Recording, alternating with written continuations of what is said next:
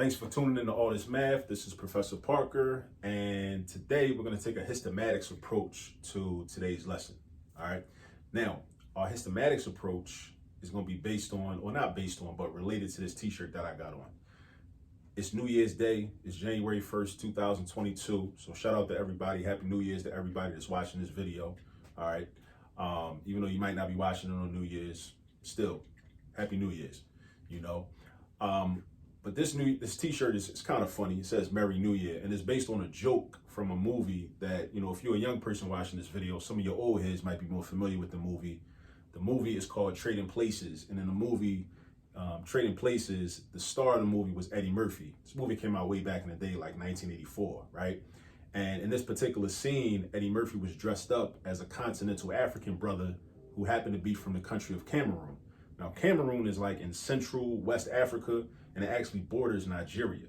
So borders Nigeria. Nigeria is a large country in West Africa. You know, people like Nnamdi Azikiwe, you know, were from Nigeria, you know, came over to the United States, studied at Howard University, HBCU, before transferring to Lincoln University, HBCU, and graduating, and then going back to the continent of Africa and becoming later the president of Nigeria at one point. But Cameroon is significant because there was a brother from Cameroon who was an anti-colonial fighter who was named Felix Mumi. Felix Mumi. So whenever I watch this movie, which is one of my favorite movies, it's real silly, it's real funny.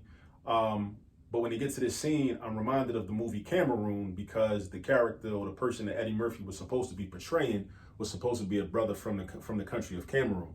And then in some of my studies, I learned about this brother named Felix Mumi. Felix Mumi, who was a revolutionary who actually was assassinated by the French government, similar to how Malcolm X was assassinated by the United States government, you know. So he's a person, I bring him up because he's a person that we should be thinking about and we should learn about, because we learn about plenty of people that are what I would say co-conspirators with colonialism, but we don't often learn about a lot of people that were actually fighting against colonialism. So let me actually write his name on the board so you can jot his name down, you know, at your leisure, and then do some of your own research, you know, on this person. So his name was Felix Mumi. M-O-U-M-E, Felix Mumi. So, you know, do your research on him, check him out, learn something else about him. And if you ever do find yourself watching Trading Places, you know, hopefully that'll like trigger that memory of Felix Mumi, you know what I mean? And then actually when you study Felix Mumi, hopefully you go down a rabbit hole and you start studying other continental African revolutionaries that were actually not just trying to get rich under colonialism or neo-colonialism, but actually were fighting against the colonizers in order to try to free African people, you know, under a system of Pan-African nationalism. So I just wanted to put that out there before we get into our lesson today, which is about the order of operations. Order of operations, I can't stress enough how important the order of operations is, right? Now, this particular problem that deals with order of operations has fractions in it. First thing I want you to do is to not get intimidated by these fractions. There are 3 fractions here. A lot of people are uncomfortable with fractions, but that's just because we don't have enough practice with fractions, or because we haven't been properly taught what a fraction is and how we utilize fractions in our operations, whether we're adding, subtracting, multiplying, or dividing. We shouldn't be scared of fractions. A fraction is just a number with 2 numbers inside of it. That's all a fraction is. So if we can deal with 1 number, we can deal with 2 numbers. So don't be scared of fractions, right? So at any rate, the order of operations that we adhere to still applies here, even if we're dealing with fractions. So what you want to do is you want to read the problem, right? Read it from the beginning to end, from left to right. We have 5/18 plus 1/6 divided by 3/4 squared, or the quantity of 3/4 squared. So when we're doing order of operations, you're confronted with an order of operations problem. You have to make the decision as to what do I do first, what do I do second, what do I do third, fourth, so on, right? Just like when you're in the house, you got to decide, okay, I got these different things I need to get done. I have to decide what I'm going to do first, what I'm going to do second, what I'm going to do third, and what makes the most sense. Now, with order of operations, we're given a protocol. We're given a standard algorithm that tells us what we should do first. So first in order of operations, we should do what's inside the parentheses first, right? So you might think, okay, well, I need to do 3 divided by 4. But actually, you don't need to do 3 divided by 4 because that's just going to give you a decimal. You would just be converting that fraction to a decimal form or something, or it would just stay the same, right? So then we can basically skip the parentheses step of order of operations and go to the next step, which is exponents or radicals. We see an exponent right here. So that means that I'm not going to add these two. I'm not going to divide these two. I'm going to use this exponent. And the technical term for that is called exponentiate. It's called exponentiate. So what I'm actually going to do is I'm going to rewrite the 5/18. I'm going to have 5/18, my plus sign, my 1/6, and my division sign. And then 3/4 squared, it's not 3/4 times 2. Remember what an exponent means. An exponent means that if I had a multiplication statement, that's how many times that number would show up in the statement, right? So that means 3/4 squared is the same thing as saying 3/4 times 3/4, right? 3/4 2 times, but not 3/4 times 2. 3/4 times 3/4, right? So 3/4 times 3/4 is just 3 squared over 4 squared. So 3 to the second power is 9. 4 to the second power is 16. So that's our new number. That's our new fraction, I should say. 3/4 times 3/4, or 3/4 of 3/4 is 9/16. All right. So that gives us a smaller fraction, 9/16. Right. Now we got decisions to make. Now we got two operations left, and we got to decide what we're going to do next. So I got addition and I got division. Addition and division. Now, according to the order of operations, we will always divide before we add anything, because division takes a precedence over addition. So that means I'm going to just do this. I'm going to bring down the 5/18, bring down the plus sign. Now, the question for us is, how do we actually divide fractions? When we divide fractions, we do something called, and that a lot of teachers call, keep, change, flip. Keep, change, flip. Right? KCF, keep, change, flip. Now, what does KCF or keep, change, flip means? That means that in a division problem with fractions, we're going to keep the first fraction in the division problem, right? So that would be this, not this, because 5/18 is not being divided by anything. We're going to keep the 1/6 the same. So we keep that, right? We keep it the same, right? We change the division sign. We change the division sign. So we change this division sign to a multiplication sign. And a lot of times people use X's for multiplication, but you can also use a dot, this dot right here, for multiplication. When you get to a certain level in math, you're not going to use the X for multiplication because you'll be doing algebra. And in algebra, we use the variable X, right, to represent our unknown quantities a lot of times. So you don't want to get confused, like trying to think to yourself, like, okay, this X right here, does this mean X the variable, or is this X the multiplication sign? So that's why a lot of times when you get to certain levels of math, like out in the algebra level and beyond, we're going to use the dot or parentheses, right, to represent multiplication. Now, keep, change, flip. Now, we kept the 1/6, we changed the division sign, and we're going to flip the 9/16 upside down, right? Think about it like this. Think about it like bunk beds, right? If you normally sleep at the bottom bunk and, your sibling sleeps on the top bunk in your house, and then y'all change positions or y'all flip, now you sleep on the top bunk, and then your sibling comes down and sleeps on the bottom bunk. So now this 9/16 is going to turn into 16 ninths. All right. So that's what that's going to become. That's going to become a multiplication problem, right? So now I got 5/18 plus 1/6 times 16 ninths, right? Now I still didn't do the actual calculation yet, but I had to set it up first, right? We go step by step. So now I got two operations still. I got addition and multiplication. Multiplication still takes precedent also, just like division does. Multiplication takes precedent over addition.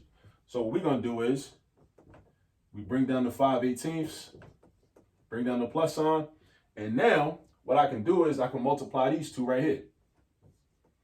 I'm going to multiply these two right here. Now, I'm going to do something called cross cancel, right? Because that's going to make my numbers smaller. Now, cross cancel just means we simplify or reduce the numbers in the two different fractions, right, if they have a common factor. So I look at the diagonals, right? 16 and 6 have a common factor of 2. That means I can divide each of those numbers by 2 to make the numbers smaller. So 6 divided by 2 is 3. And 16 divided by 2 is 8. And I just cross-canceled the 16 and the 6 to change the 16 to an 8 and the 6 to a 3. And if anything, seems confusing, or if I'm moving too fast, the beauty of this being on video is that you can pause it and rewind, right? You can pause it and rewind. You can go back and try to understand like what I just did. All right. Now with the 1 and the 9, the common factor between 1 and 9 is just 1. That doesn't change anything. I'll show you why. Because 1 divided by 1 is still 1. And 9 divided by 1 is still 9. So that don't change nothing. So the only time that you can actually cross cancel is when the two numbers that are diagonal from each other, right? Diagonal from each other, when they have a common factor greater than 1. It's got to be greater than 1. Remember that. So now I can do my multiplication. So now I'm going to do horizontally 1 times 8, which is 8. That's my new numerator, or the numerator of my product, right? The product is the answer you get when you multiply two factors or two numbers. Then I do 3 times 9, not 6 times 9, because remember, it's not a 6 no more. It's a 3 now, because I cross-canceled. 3 times 9, make sure you know your multiplication facts. You got 27, right? So now we're going to do our addition. Now we got one step left. We got to do addition, all right? Now, in order for us to add, we got to be unified, right? We got to be unified. We got to have some operational unity. Think Kwanzaa, first day of Kwanzaa, umoja, which means unity. Think of that. When you're adding and subtracting fractions, think of unity, think of umoja from Kwanzaa, right? Because your bottom numbers or your denominators have to be the same. They have to have unity, right? These two numbers are not the same. That's an 18 and that's a 27, all right?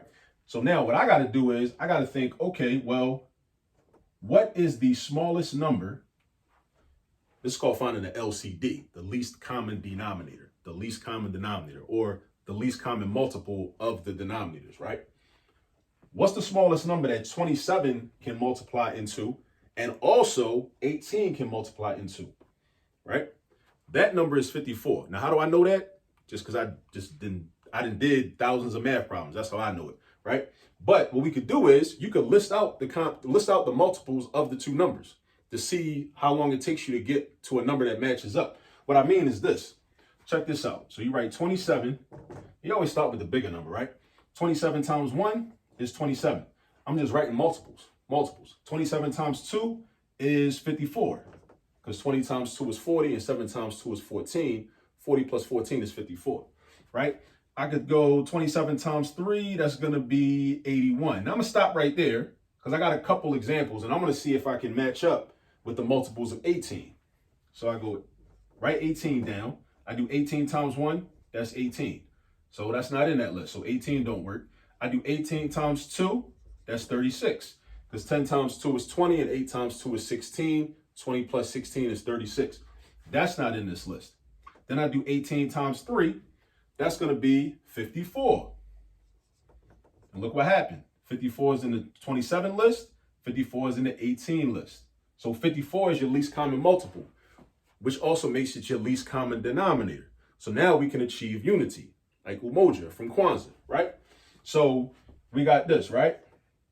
We're going to change this to a 54.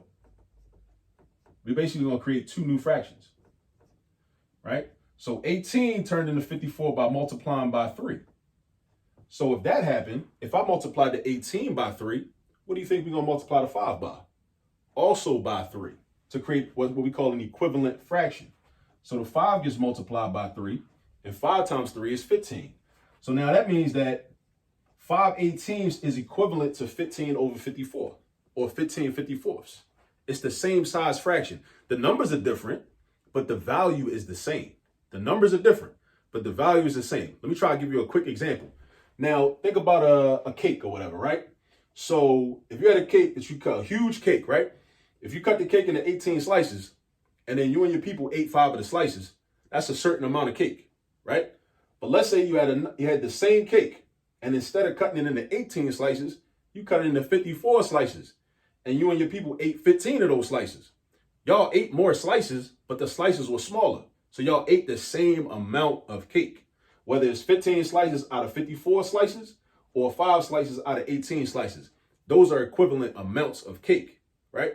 That's why these fractions are equivalent. The fractions are equivalent. Even though the numbers are different, the numbers could be different, but the values are the same. We're going to do the same thing with 8 27s. Ask yourself, 27 times what gives me 54? 27 times 2 gives me 54, right? And I know that because we just did it right here. So if I multiply the 27 times 2, I got to multiply the 8 times 2. Oh, I'm tripping. Not times 6. Getting ahead of myself. Because I knew that 8 times 2 is 16. That's why I did that. All right? You got to slow down sometimes, bro. So 8 times 2 is 16. So now, because we got unity, we got umoja right here, right? We got unity between the denominators. Now we can add the two fractions together. So I got this many 54ths plus this many 54ths. I got 15 54ths plus 16 54ths. So now I'm going to just go straight across. 15 plus 16 is 31 54ths. And then I check to see if I can reduce that fraction. I can't reduce it because these two numbers do not have a common factor that I can divide each of those by. They don't.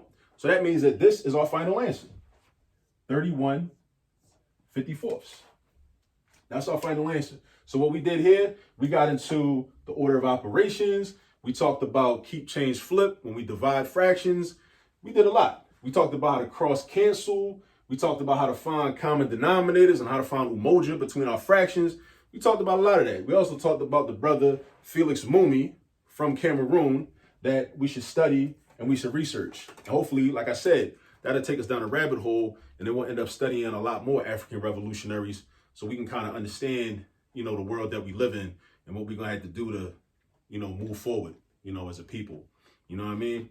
So if you haven't already, please subscribe to the channel. Tap the button at the bottom. Also, turn on the post notifications so that you'll be notified when I put out new content on a regular basis. And as I always say, please remember, there's all this math all around you. And thanks for tuning in. Peace.